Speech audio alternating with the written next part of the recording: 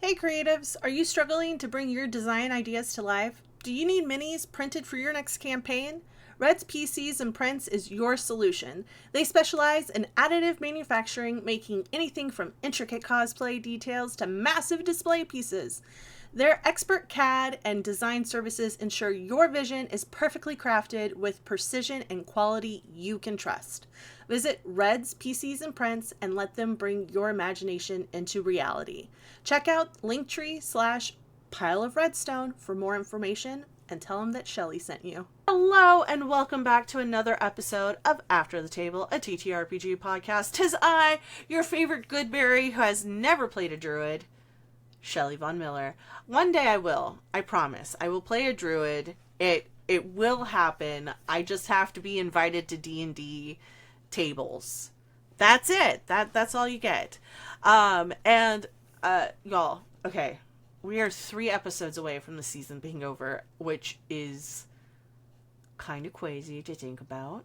The fact that we have 2 full seasons and a live event. By the way, if you weren't at Before the Con at PAX Unplugged, you're missing out. It was a good time. I'm just saying, people were really. It was a good time to kick off PAX Unplugged. So, yeah, be aware. Season finale. That episode is coming soon. Speaking of this episode, this week's guest, we have a Crit Award winning cosplayer. Just saying. We have a winner. We have winners on this podcast. Not me. Other people. A talented actual play performer and founder and producer of the Goodberry Cafe. Welcome to the table, Jem. Hello, Jem. Thank you so much for having me. Yeah, I'm very excited to have you on. It's been a thing to try to get you on. It was just like the timing is everything sometimes. So for those who might not know who you are, let the people know who you are. Sure. So, hi, I'm Jem. You can find me everywhere at Jemaginative. I am a actual play performer, not a great GM, DM at all. LARP designer. Lies. Immersive experience artist. And just general goofball, I guess. I call myself a social justice druid because that's my class. And I also just started my own Twitch channel, Goodberry Cafe, where we hope to tell powerful stories and support causes that we care about.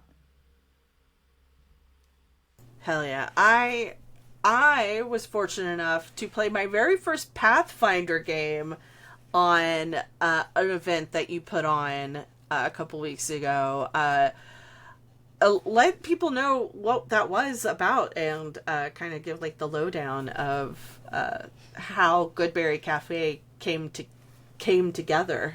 Yeah. So as I said, immersive experience artist. I enjoy doing making events and spaces that people can come to and feel like they're transported to another world. It's always been what I've been doing it since 2017, not making any money doing it. I'm not doing it professionally, but I got an opportunity to be a cast at a fantasy convention and ball earlier this year. And so I was so excited thinking that this could be like my first time doing something immersive, and we were getting reimbursed. So it was my first time doing something immersive that I felt like confident I could put on a resume. And that convention was kind of a disaster. And we were supposed to get reimbursed for flights, costuming, travel, hotel, everything. And the creators of the con after the convention just disappeared. Didn't pay anyone back. And that's not fair to take advantage of performers. So I was out a lot of money along with the rest of the cast, along with a lot of other book authors. And I saw an opportunity to do a fundraiser to try to fight to get our money back, to get even just like make a statement against them because all of us were small creators on small authors, and so no one really had the funds to organize or try to pursue legal action. No one had the funds or time. Like, we're all struggling. We're all in survival mode. Um, and I've always been kind of like a rebel, and I want to fight and when I see injustice. So I organized the fundraiser. I'd been wanting to start my own channel for a while. I had a show in the past called Goodberry Cafe where it started as an interview show, and then it was jumped into a indie TTRPG show where I would play a new game every month with a rotating new cast every month. And I wanted to take that idea and that vibe that I built on that show and bring it to making it a whole channel. And deciding to do the fundraiser was just like kick in the pants I think I needed to get my own act together and start the Twitch. I cast 18 games and 83 GMs and players in 4 days, and I learned how to produce a stream in 2 days. Now I feel pretty confident about a stream production and how to stream on Twitch properly, especially with actual play and multiple cameras and audio. Yeah, that was a lot. It was we ran a whole week of games, 18 games, like I said, 83 people playing on those games, multiple games a day, and raised enough money for me to start talks and hire the lawyer, which we're starting now that PAX U is over. So hopefully we can make a stance against what they did to take advantage of all of the artists that participated in that convention. That's amazing. Just the fact that you were able to do that within such a short amount of time and get people to say yes and then launch your own channel within that period of time as well is a feat unto itself. It's a lot of people were like, no, we're going to take the time. We're going to do this. We're going to do that. No, it's a very big thing to take on. We kind of felt rushed a little bit. I'm in like a group chat with the rest of the other cast members who also got screwed over, and we felt a little bit rushed to move forward because there were rumors about the owners of the convention either trying to move away or like hide. And so while we know where they are and where we can fight them, I was like, I got to do this fast. With these rumors, they could just be rumors, but if they're true, then we got to move fast. But really, I could not have done it. It's this community, man. This is the TTRPG community. I was so shocked by how many people like were willing to help, even people I have never met before. So it's wonderful. Yeah. And I mean, I think within the TTRPG community, there is this sense of needing to make sure people get justice for what happens to them. And so it makes sense. And like, we take care of our own here, and like, whether that's a good way or a bad way, sometimes the TTRPG group kind of eats their own tail and it's an Ouroboros, but sometimes, like we are good about like making sure that, people are taken care of. I was just excited to be part of it because I was just like, hell yeah, I'll do Pathfinder. I've never played Pathfinder. So I was like... Lots of numbers. Lots of numbers. Bigger numbers than I'm used I was to. very confused. I was just like, yeah, I'll do this. Why not? So what came first, TTRPG or cosplaying? Cosplay, 100%. Cosplay... Technically, the Renaissance Fair came first. I went to my first Renaissance Fair and fell in love with elves. Big surprise. And then I watched Lord of the Rings and fell in love with elves even more. And then I watched Hobbits and fell in love with Toriel. I know that's an unpopular opinion, but I love her. And then I started cosplaying like an OC before I knew what an OC original character was. I was cosplaying my own like elf OC.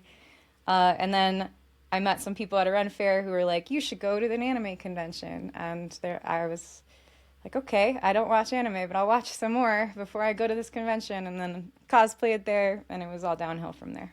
That was 11 years ago now, I think. Almost 11 years ago. What was your first like official canon cosplay? Nelliel from Bleach. Oh, okay. Wow. Yeah, like All right. adult Nelliel with the like tattered green outfit and skull mask. Yeah. Nice. Nice. How did you what was the move from cosplay to TTRPG? And then what was that move from like playing those games to like the actual play scene?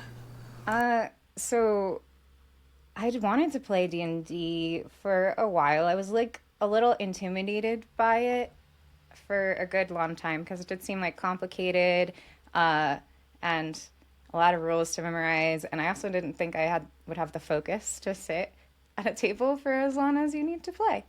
And weirdly enough, in the cosplay community, I used to throw a lot of parties in the convention community. I had a nice apartment, and we would have themed parties. And there was one party in particular where I had this friend who ultimately became my first GM. People would crash at my place because it was unsafe to drive home after a party. So a lot of times people would crash, and we'd have like Sunday morning hangouts.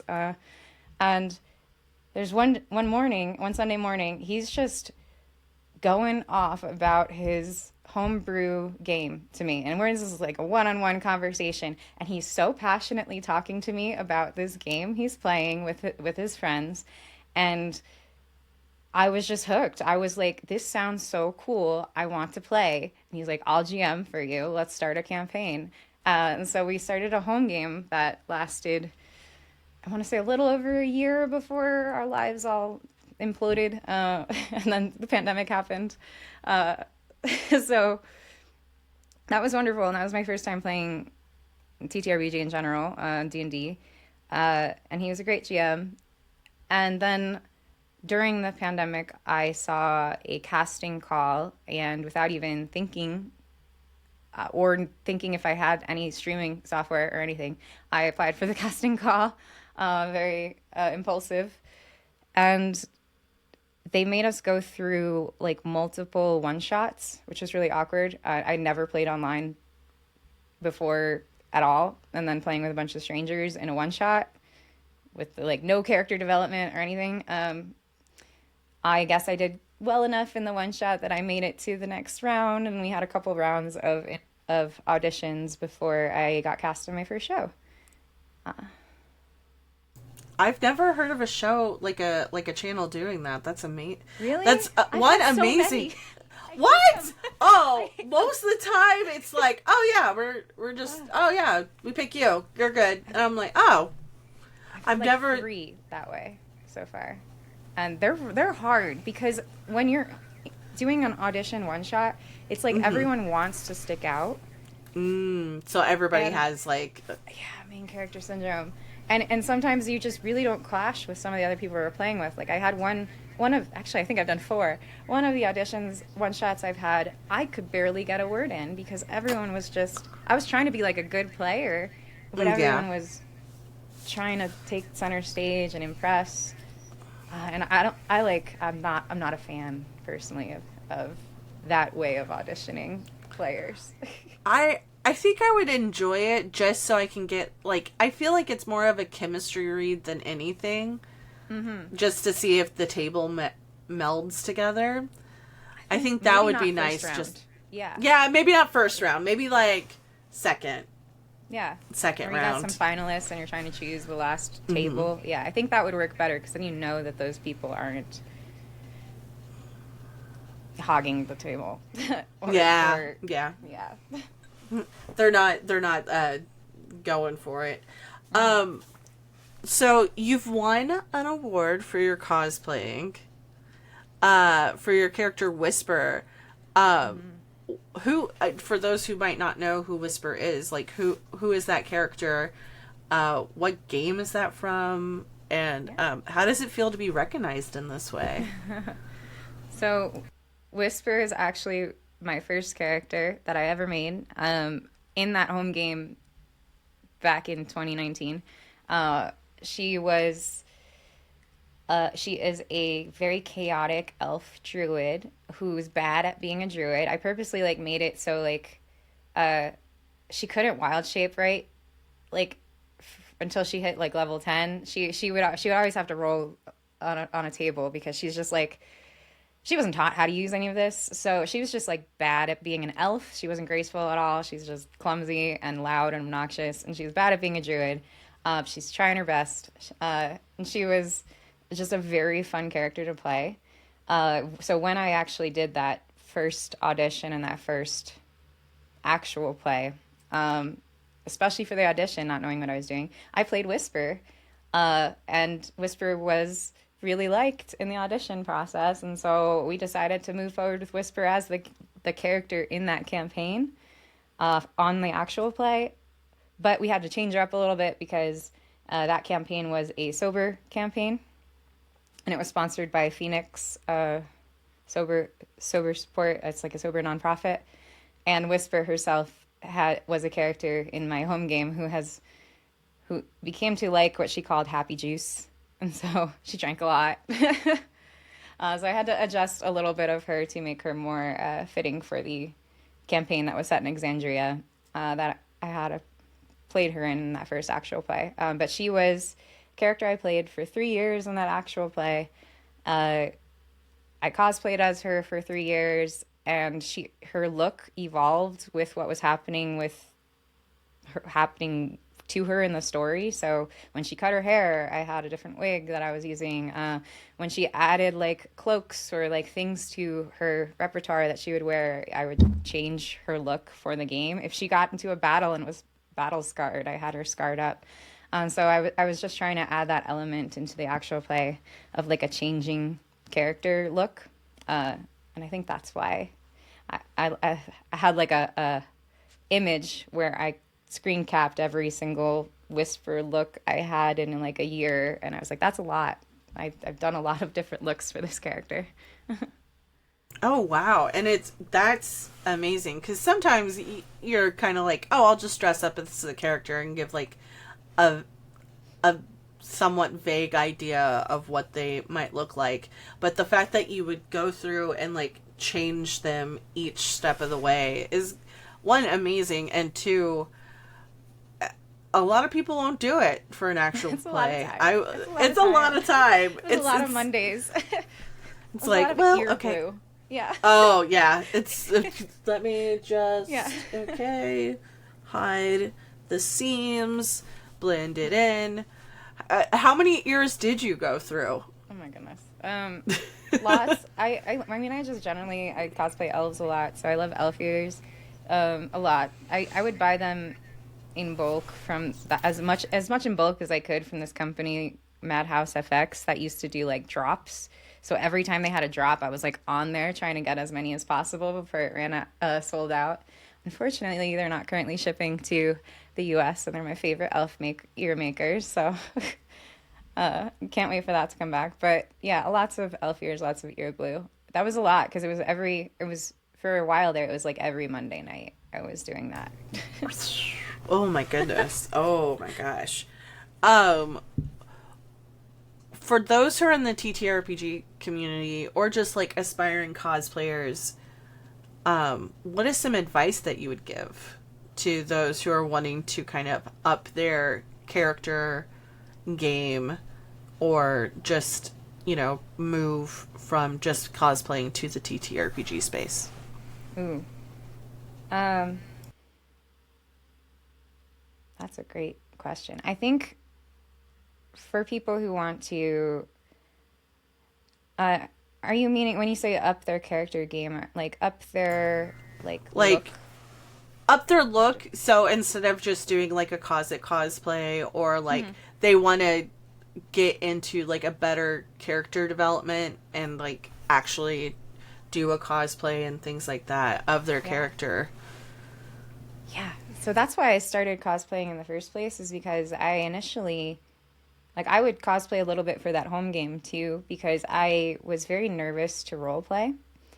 And so I was struggling to feel comfortable enough at the table to jump into full role play with my character, but also uh, just was so new to the game and knew the rules. I was like, I don't know, I don't want to be awkward at the table. So I started cosplaying because cosplay is something that helps me in my actual, like, outside of TTRPG life feel more comfortable, like at cons and things. It gives people like an in to talk to you, and something to connect on with other people who might like the same fandom that you're cosplaying. And so I started cosplaying as Whisper to feel more comfortable, to get into character for her, and it helped. And so it was something that I saw was liked in the actual play space and the TTRPG space. So I just kept doing it. So for me, I use cosplaying as a tool to help me develop that character. But I'm also always thinking of, like, what are the little things that this person might do or my character might do to their look that would just be a little different than, standard elf druid or something like that. Like, for Whisper, she was always dirty, so I always had like sticks and stuff in my wig, like sticking out and all over the place because she didn't care about brushing her hair or anything. And so every time I would cosplay her, I would just add a couple of different elements to what she was wearing. So it's like focusing on those little details. But if you're a cosplayer and wanting to get into the TTRPG space, oh man, that's just do it. I don't know.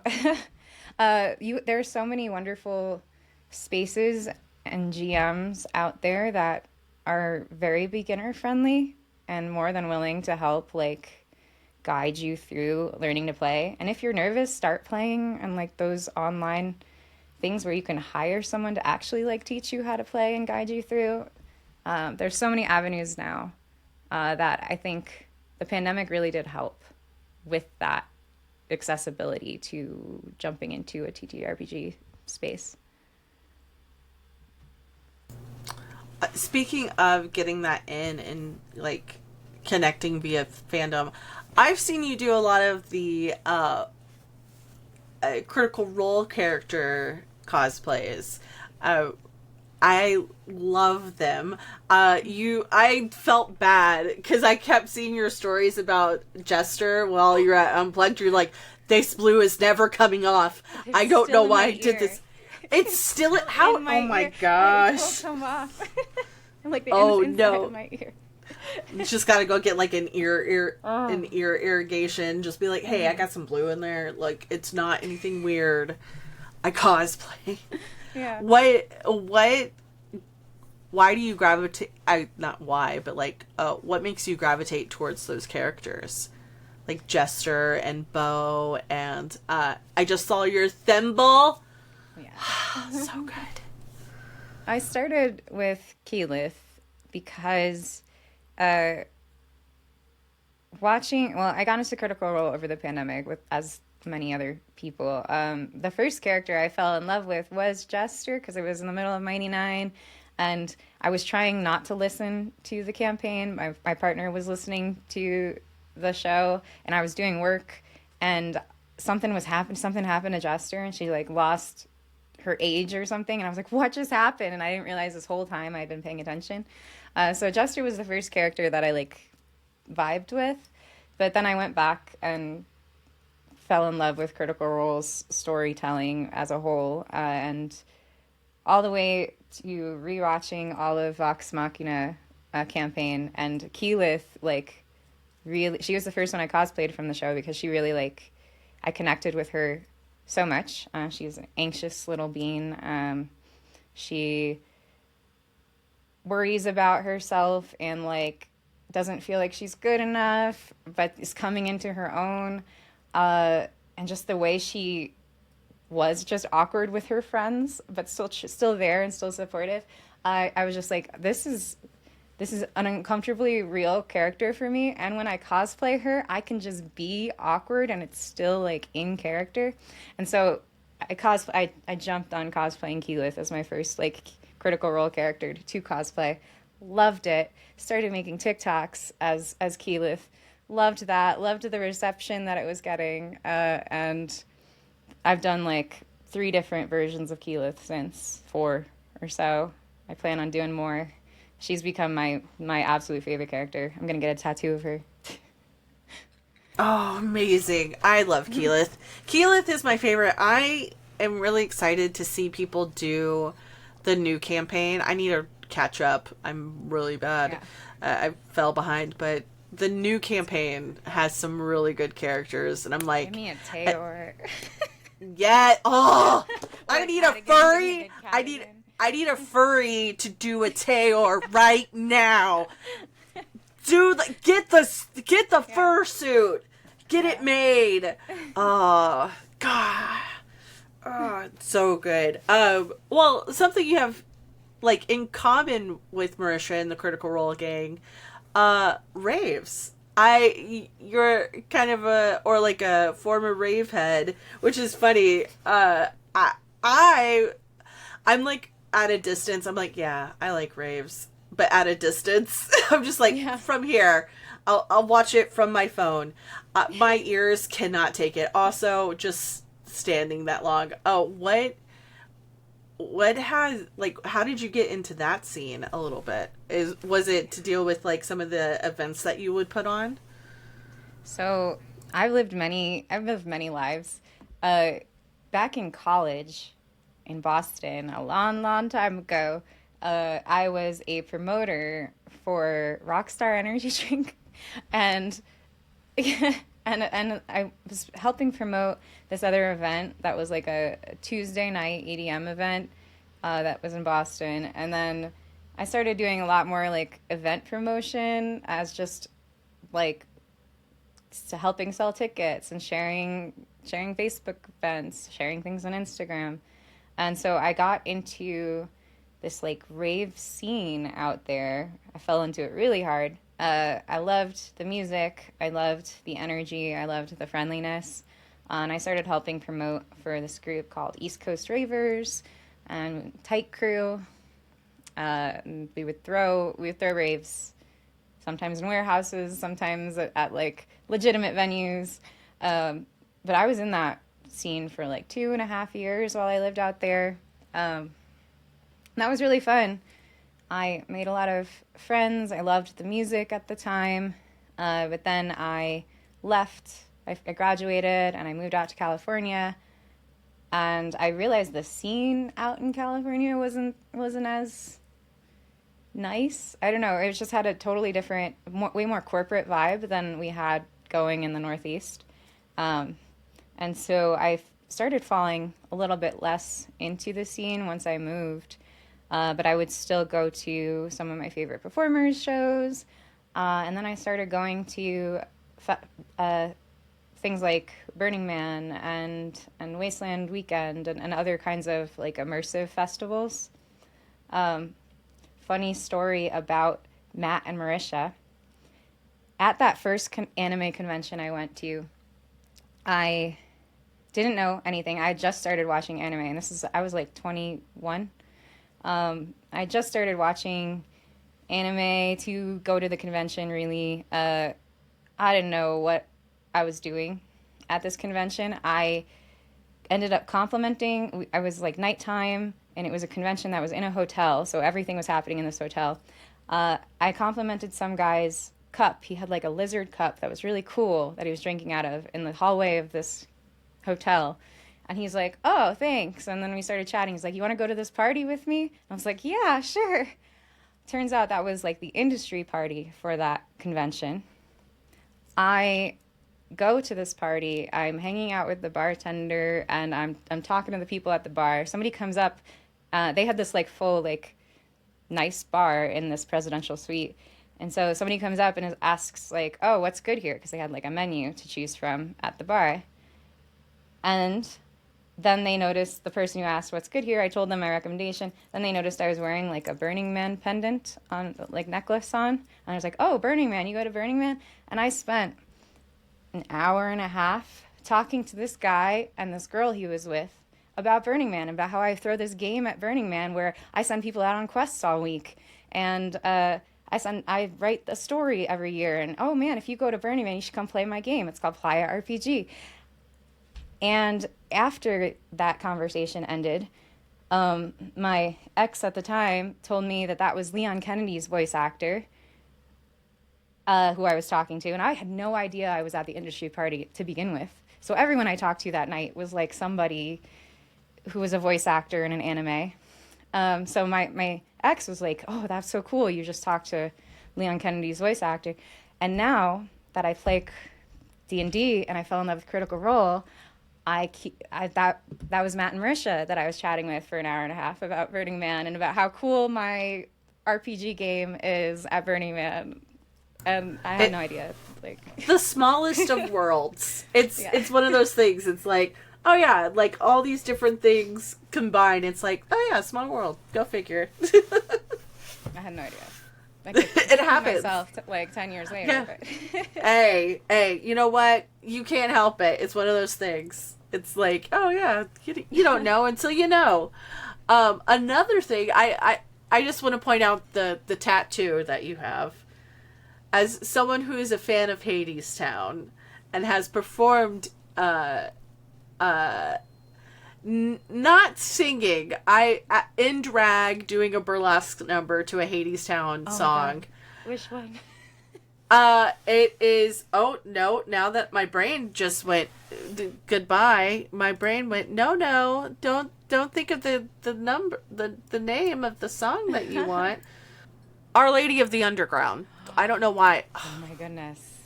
I was like, that is the perfect like burlesque like number to do, because it's in a bar. It's like, you know. She's like, hey, look what I got. You want something over here? You want something over here? What's going on? Oh, that's so good. I never thought to do a burlesque act. Yeah, that's amazing. But you have the tattoo that's the wall. What inspired you to get the wall tattoo? I first saw Hadestown and was like, oh, that's so cool. Because Hades has these, Patrick Page, the original Broadway cast Hades for the musical, had added this element to the character. It wasn't actually in the original character design. He just thought, you know, Hades is kind of like this gangster of the underworld. He would 100% have a visual representation of the wall he's building, but it's both like around his heart and around his domain, and to keep others out. He's like afraid of feeling. He had this whole explanation on why this tattoo is fitting to the character. And so since Patrick Page did that, it's been in every iteration of Hades on Broadway, on and off Broadway. But when I first saw it, I was like, that's such a cool tattoo. And I fell in love, unhealthily obsessed with this musical. I think I've seen it 6 times now, 6 or 7. Once in London with the original Broadway cast earlier this year for the pro shot. I'm obsessed. And so I finally got to see it on Broadway in New York City. And I like to get tattoos when I like do certain like achievements or accomplishments in my life. So I was thinking about how I was going to New York last year to see it on Broadway, and I was so excited, and I was like, I want to get the brick tattoo. I think that's going to be like my thing. So I tried to find an artist to do it last year in New York, and we were only there for the weekend. We were only there to see Sleep No More and Hadestown before Sleep No More closed down, and so I didn't have time to get a tattoo then. So I came home and I found an artist to do it for me a couple months later. But I love it so much. And I love Hadestown. I don't regret it at all. I was actually at an event Friday night. It was a Broadway party, dance party, where people kept asking me, like, how did you do that? Thinking it's a part of my cosplay, because I cosplay Hades. And I'm like, that's real.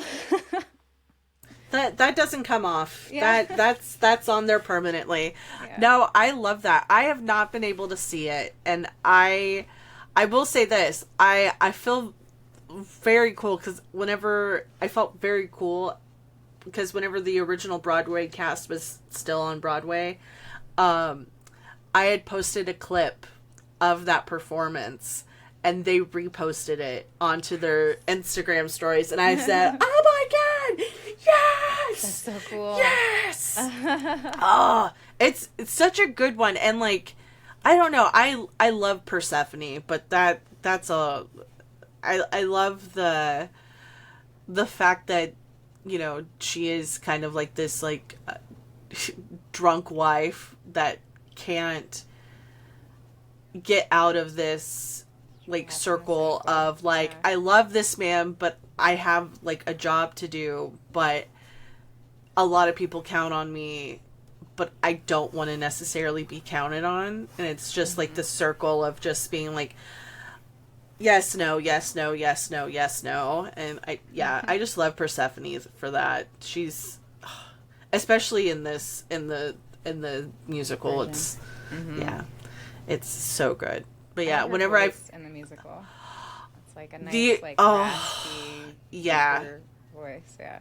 yeah, because you expect like, oh yeah, she's gonna be like, you know, she is, you know, the Lady of Spring. She's gonna be all, you know, no, she's like gritty, dirty, Yeah. like just, hey boys, Yeah. let's go.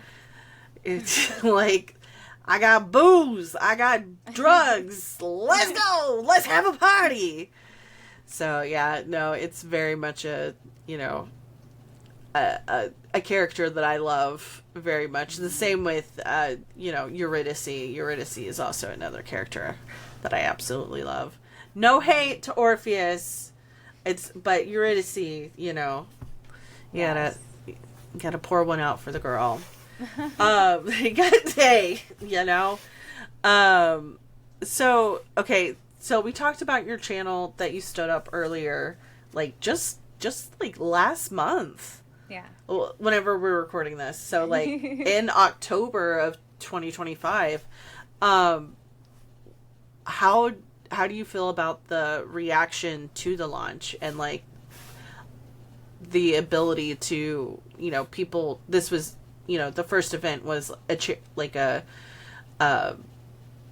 not charity necessarily, but like a Fundraiser. a fundraiser, you know, and people responded in a positive way. Yeah.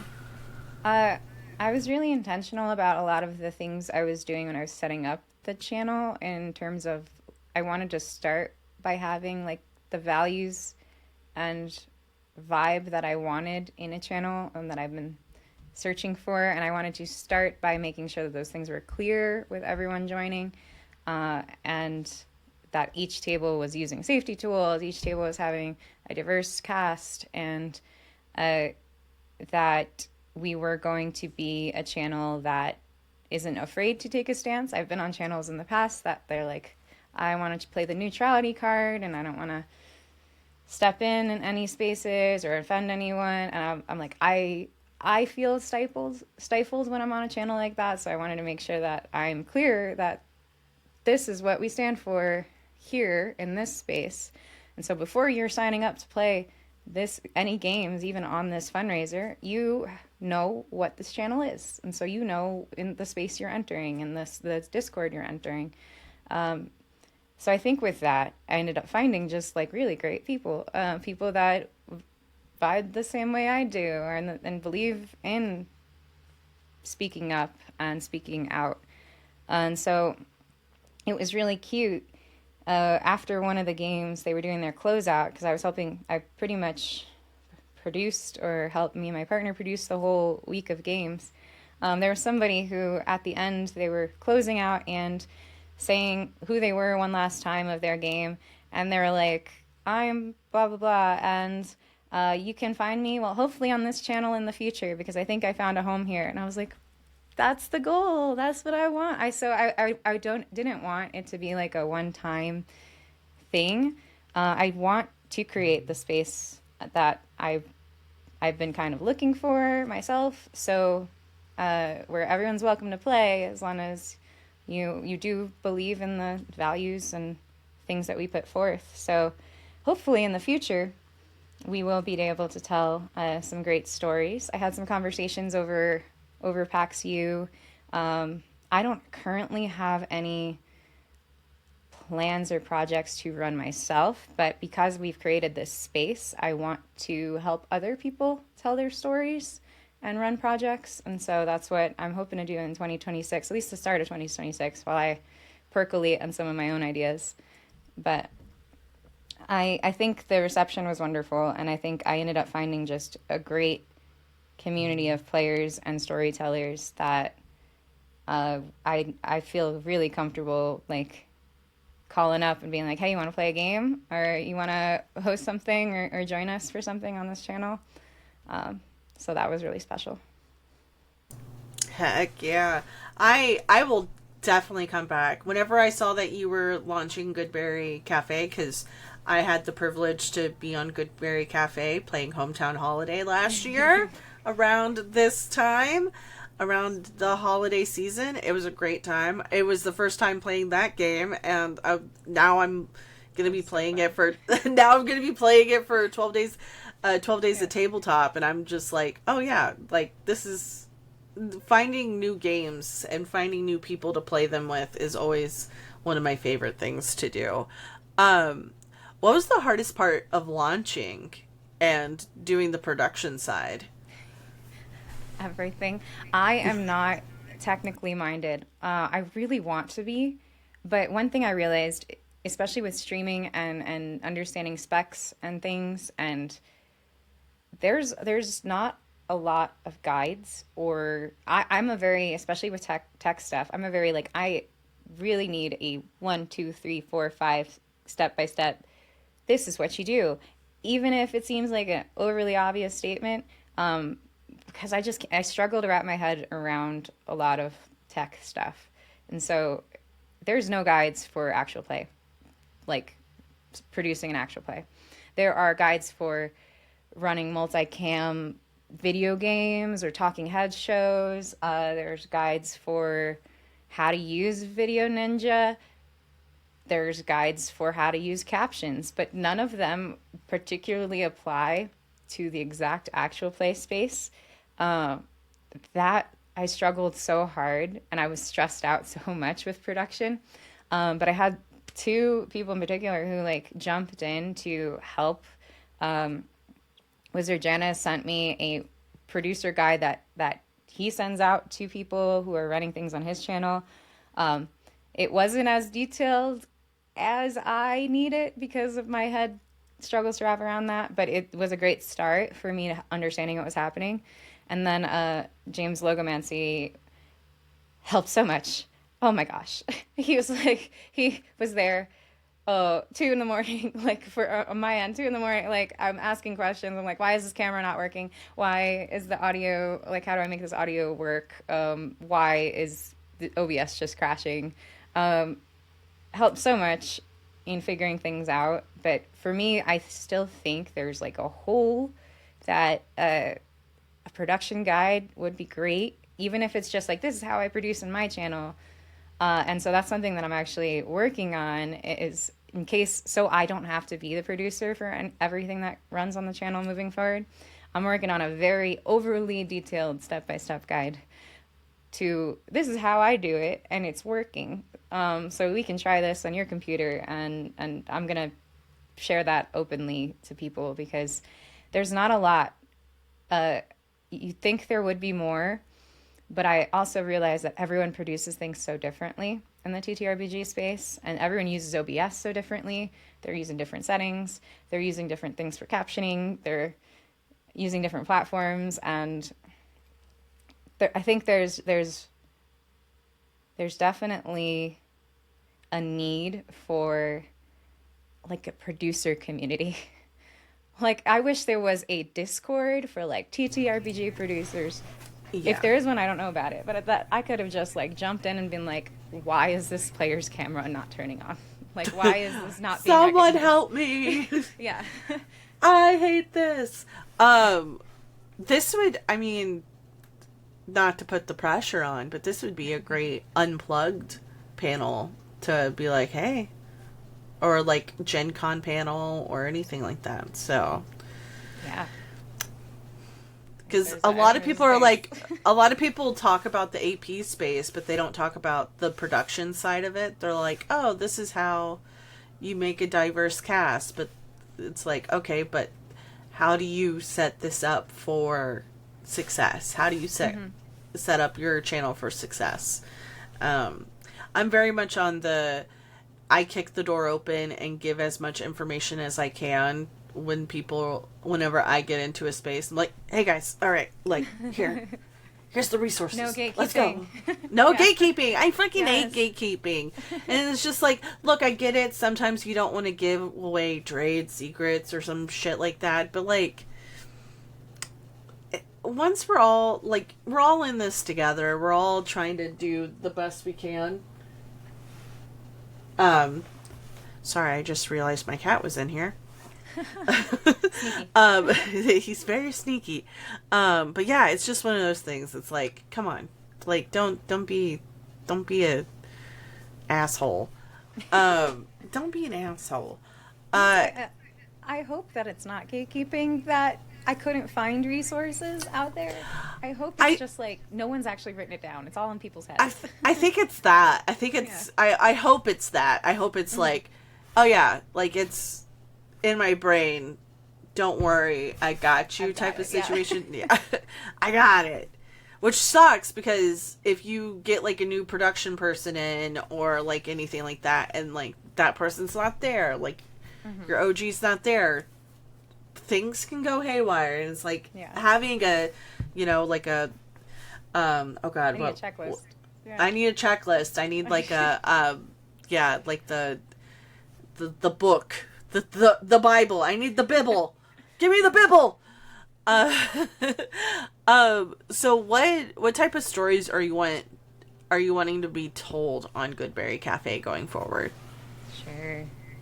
I like, in general, I think even as a player, am moving a little bit more away from one-shots. I've done a lot of one-shots in the past 2 years, but what excites me and like makes me like vibe or just be super into something or super excited about something is character development, and like narrative arcs. And you can't really get that in 2 hours of play. It's really hard to, especially when you have to get from point A to point B to finish the one shot. So I want to lean towards like emotive, narrative driven stories, both personally and for the channel. And so I'm open to any kind of vibe or realm of story if I feel like, if it's a mini campaign or a mini series or a campaign, but if I feel like it could tell something powerful, I ideally would love to tell powerful stories that uplift communities and voices that I think deserve to be heard. I would love to tell stories that tell of challenges or personal growth, just things where people are developing and the story is developing moving forward. So maybe a little bit less of just the standard like hack and slash kind of storytelling, but more things that can make people feel stuff. That's like in what I create with my immersive collective. My goal is to make someone cry at every event, but like it could be like a happy cry. Sometimes it's a sad cry, but like I want to make people feel something, and if they're having that emotional effect, then I've been successful. So I would love to tell stories that can do that same thing, because I've been a part of and I've witnessed stories that have moved me so much that I'm crying to my dog.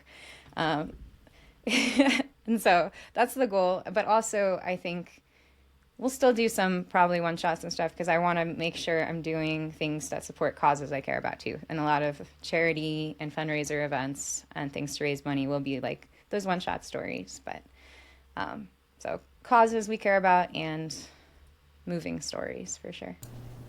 Heck yeah. What are some of the systems that you would want to see on your channel? I just said this moving thing, but I remembered one thing that I've been wanting to run for a while, which is the Wendy's game. Feast of Legends. Wendy's made an RPG. And Oh, I have been is that wanting the to play one it. that? Wait, is that the one that Critical Role did and it Yeah. got like It deleted got because removed. It's gone from nobody knows where it's at. Nobody Yeah. has a copy. Oh my Yeah. gosh. I have a Is that- copy.